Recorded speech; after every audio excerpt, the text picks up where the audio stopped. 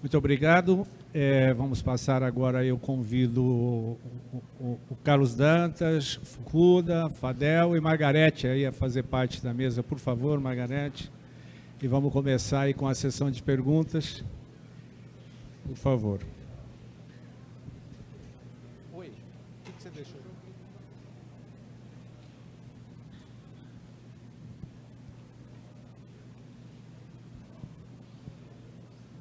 O que você está procurando, Fukuda? Disca nele, toca.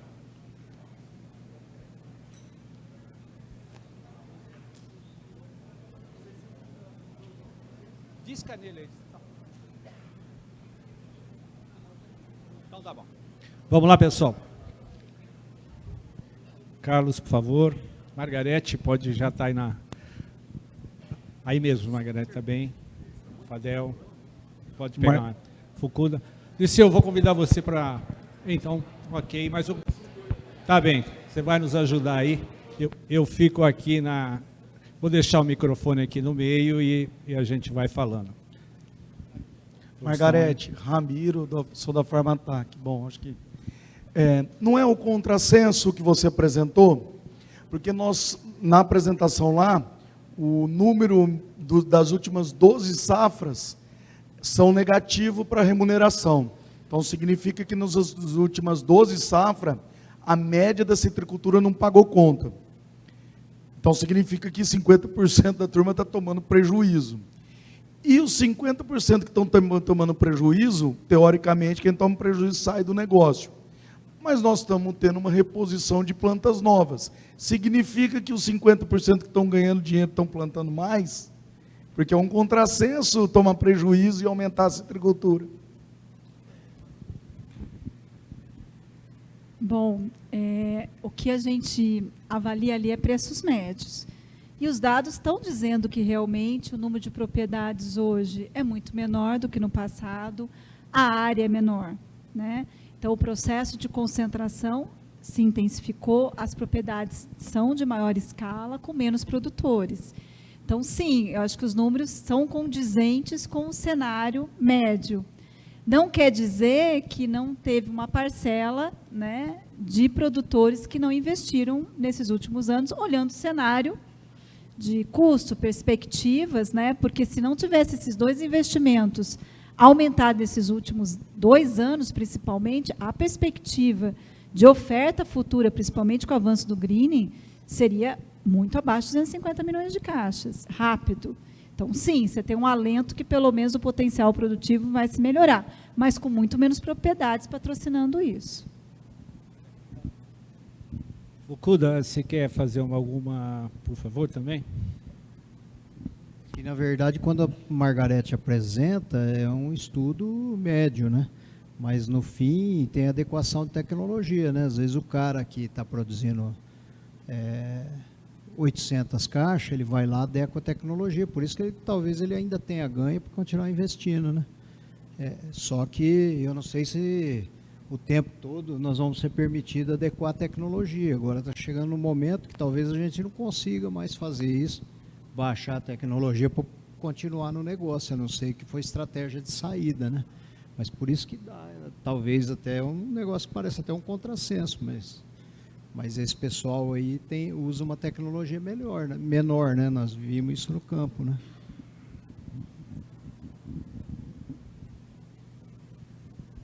Vamos lá, pessoal, acho que tem ainda muita pergunta para todos aqui, um tema tão importante para nós, vamos explorar um pouquinho, não é?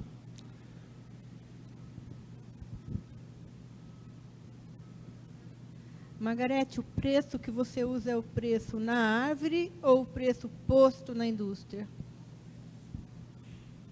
Sempre é posto na indústria que o produtor é quem é encarregado com a colheita. Por isso que no custo de produção tem colheita também. O preço é posto na indústria. E lembrando que para novos contratos, contratos antigos, não tem esse preço médio, né? Eu tenho uma pergunta, pode? Fadel, a colocação que você fez, eu acho que é muito oportuna, né, de como que a gente distribui responsabilidade. Mas como é que a gente supera essa questão, e foi aquela conversa que a gente teve do caso da uva, né? Que se o município ele não divide a responsabilidade, se o Estado não divide a responsabilidade, estoura uma informação dessa que vai envolver a cadeia inteira, né? Como é que a gente trata esse assunto? Aproveitar também, né, que acho que eu peço ao Fadel também, que uma pergunta que os produtores, de certa forma, trazem até as indústrias, quais são os modelos de contratação possíveis e que tragam segurança ao produtor e que permita flexibilidade nessa contratação, dado a disposição de variedades, muitas vezes, dentro de um pomar, a sequência de colheita e coisas do tipo, com segurança, por favor, se é que ele existe, né, Fábio? Primeira pergunta é assim, eu vejo que na citricultura, o mundo rural em si, não é um mundo unido.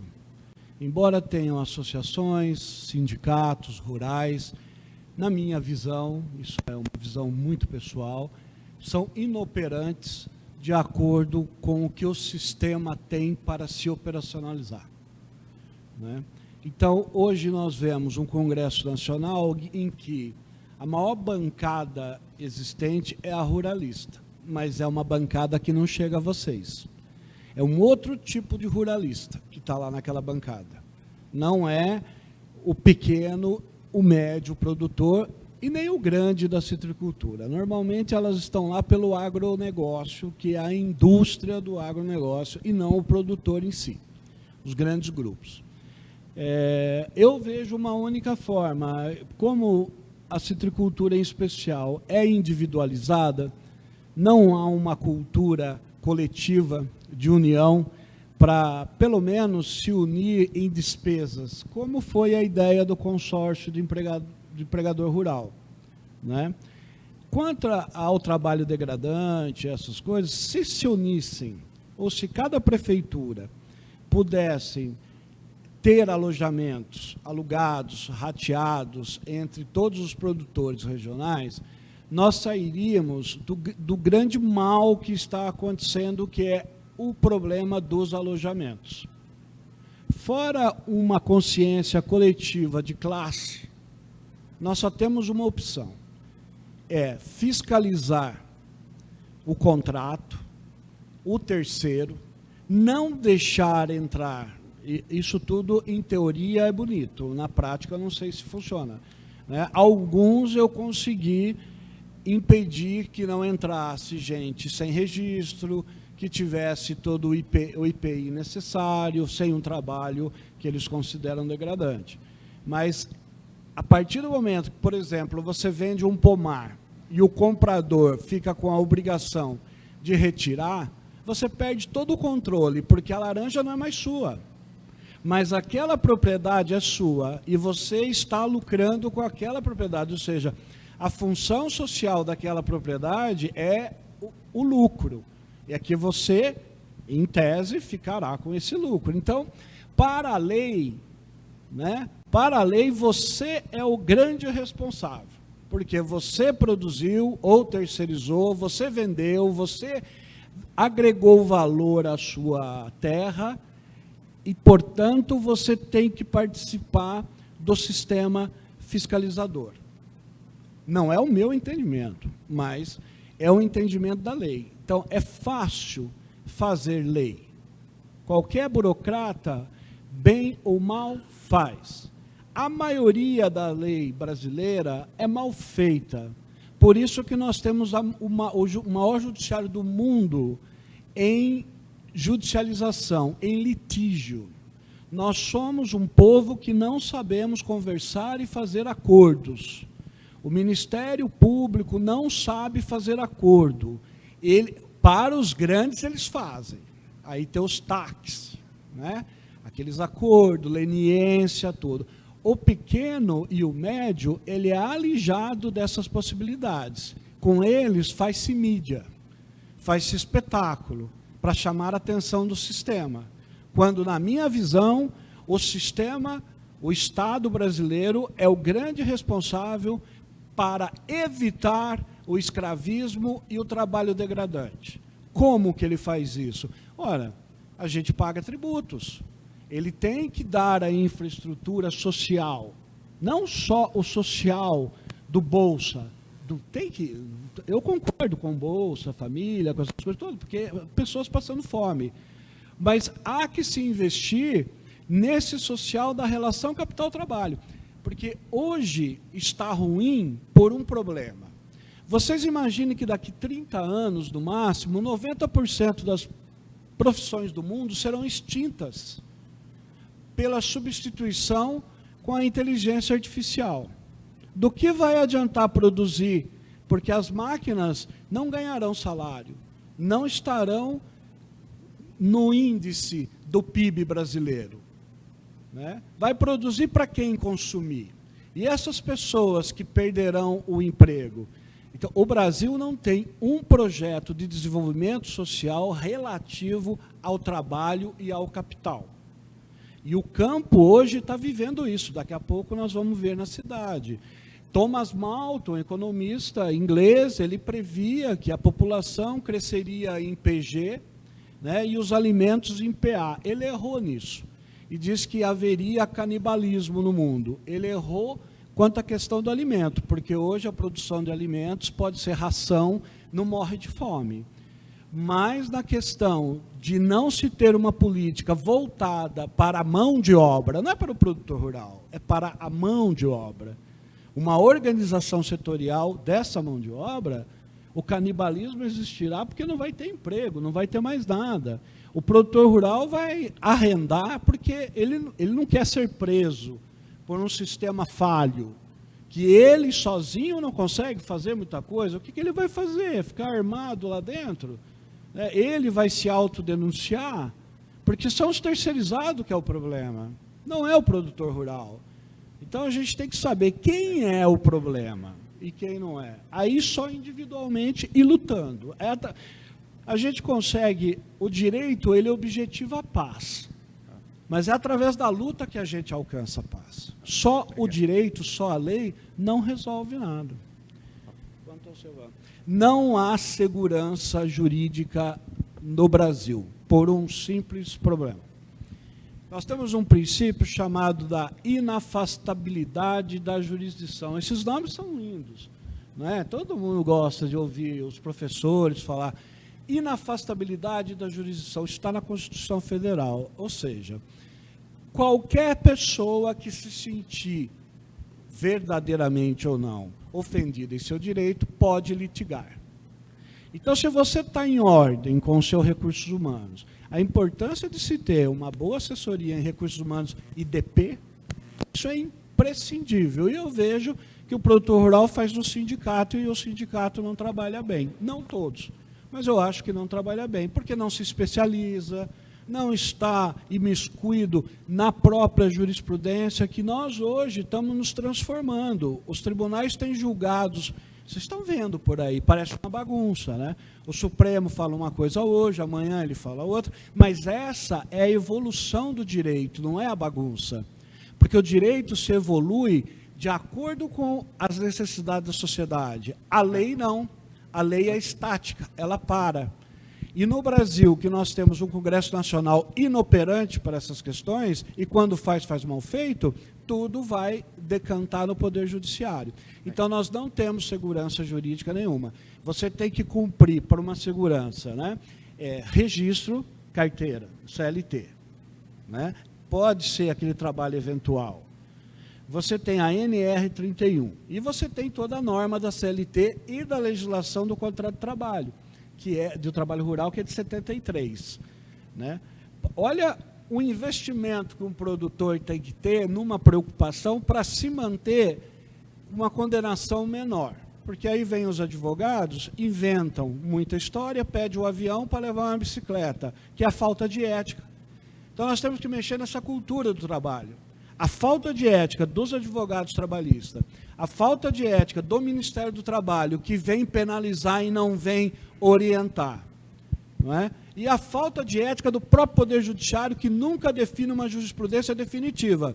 O TRT da 15ª região, que é do interior de São Paulo, julga diferente do TRT da 2ª, que julga diferente do Tribunal Superior do Trabalho. E nós, profissionais do direito, explicar isso a um cliente, eu costumo explicar assim, amigo, não presta porque é público, e tudo que é público no Brasil não presta, exceto os radares. Bem, funcionam muito bem. Nós vamos entrar numa discussão filosófica sem fim, mas obrigado.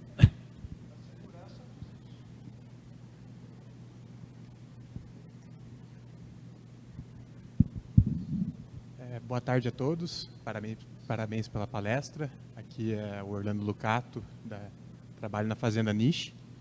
Minha pergunta é para a Margarete. Margarete, qual que é a sua perspectiva, seu feeling para o mercado de limão siciliano, tangerinas e lima ácida Tahiti, em curto prazo? Curto, médio e longo. Posso chamar os universitários? Vamos ter uma nova palestra. Não, de um modo geral, limão, lima ácida. A Fernanda está comigo aqui, a Fernanda entende mais que eu, que trabalha diretamente com as pesquisas de citros. Então, você me corrige, hein, Fernanda? Você teve um super investimento. Então, a lima ácida Tahiti, em especial, a gente tem muitas atenções, porque realmente você tem uma super oferta em função do estoque de plantas. Então, os períodos de grande concentração de safra, realmente vai ter uma depressão de preços. É isso mesmo, Fernanda? Então, quanto à questão do limão siciliano, ele é muito menor proporção, mas ele tem um efeito direto com o limão, se o limão Tahiti, principalmente se você não for num mercado diferenciado, que diferencie e sabe trabalhar o limão siciliano, ele também vai estar desvalorizado em momentos que tiver esse alto investimento que o limão Tahiti teve e essas concentrações. Então, provavelmente, o limão siciliano, para o mercado interno, se não houver uma diferenciação muito clara, vai tudo como limão, ele também vai sofrer, apesar de não ter tido o investimento que teve com o limão Tahiti. Então, muito cuidado com o limão siciliano nos períodos de forte concentração de safra. A laranja tangerina, a safra e nem os investimentos têm sido muito altos. Então, só que você tem hoje uma suscetibilidade muito grande ao greening, né? Então, isso tem limitado um pouco, até em qualidade, e você tem até em suscetibilidade de produtividade. Então, eu não vejo aí uma desvalorização muito grande da produção, né? Tanto que a gente está vendo realmente uma comercialização regular, muito aí positiva, sem um estoque de plantas muito grande.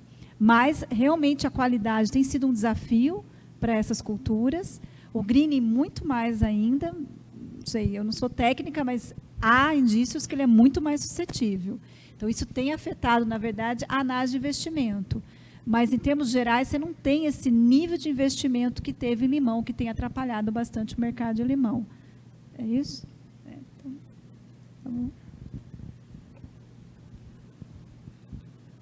Bom, senhores e senhoras, se não temos mais perguntas, né, a fazer, mas certamente, deixa eu ter mais uma aqui, ó. Por favor. Boa tarde, eu sou Wagner, produtor da Bahia. Eu queria, a pergunta pode ser para a Margarete, que é a economista, é seguro dizer que com os estoques atuais teremos 3, 4 anos de preços competitivos, não vou falar bom, que dá para o produtor vencer, fechar a conta? Tudo indica pelo menos em 2 temporadas. Essa 23 e 24 que está sendo e a seguinte. Essas tudo indica que sim, são preços históricos, não sei se maiores do que esse ano, mas historicamente positivos pelo baixo nível de estoque. Não temos mais concorrência com a Flórida, né? A Flórida hoje é 16 milhões de caixas. Tem fazenda aqui em São Paulo que produz mais que o estado da Flórida. Então, realmente, né, apesar da demanda externa não ser positiva, o nível de produção que a gente tem hoje de suco é muito aquém da necessidade. Então, os preços vão permanecer altos enquanto mantiverem essa necessidade de reposição. E nossa capacidade de produção não vai ser tão alta nesses próximos 2 anos. Então, sim, pelo menos essas 2 safras, sim. Obrigado. O Leandro ainda deseja fazer uma consideração. Pessoal, antes de terminar, eu vou falar para vocês. Eu vim para Cordeirópolis aqui morrendo de medo do Green. Agora estou com medo de ser preso. Me contrata. Bom, pessoal, muito obrigado. Parabéns pela organização de seu. Parabéns a todos os citricultores e a todos que estão envolvidos na cadeia produtiva da laranja e do suco de laranja, desde das mudas até a gôndola final. Até uma próxima oportunidade. Eu agradeço o convite também. Novamente, parabéns por toda a organização. O Fukuda disse, acho que foi a melhor feira, e tomara o ano que vem a gente possa dizer o mesmo. É fruto de todo o seu envolvimento e dos citricultores que estão aqui. Obrigado, uma boa noite, uma boa viagem para quem viaja, um bom final de semana e, novamente, parabéns a todos os citricultores, não é? E que se fortaleça.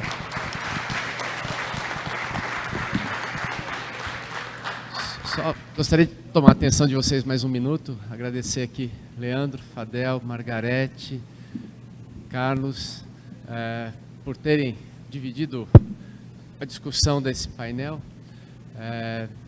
Queria, como o Ângelo colocou, agradecer a presença de vocês. Foi bastante acionado sobre qual que é o balanço e o que você achou e como foi. A gente sai hoje com um aprendizado muito grande do que é, não a organização de um evento, que é a organização de um espaço de contatos, de um espaço de relacionamento que produza soluções e resultados para negócio de todos aqui. Queria, então, agradecer a presença de vocês em nome de tantos que estiveram por aqui. Os desafios que foram apresentados esse ano, eles vão nos mover mais um pouco. Queria, entre tantas pessoas que a gente também esteve tratando, Ângelo foi uma pessoa muito presente, trouxe um acionamento muito grande, e eu acho que isso contribui muito para o evento e nos deixa ainda um legado aí para 2024.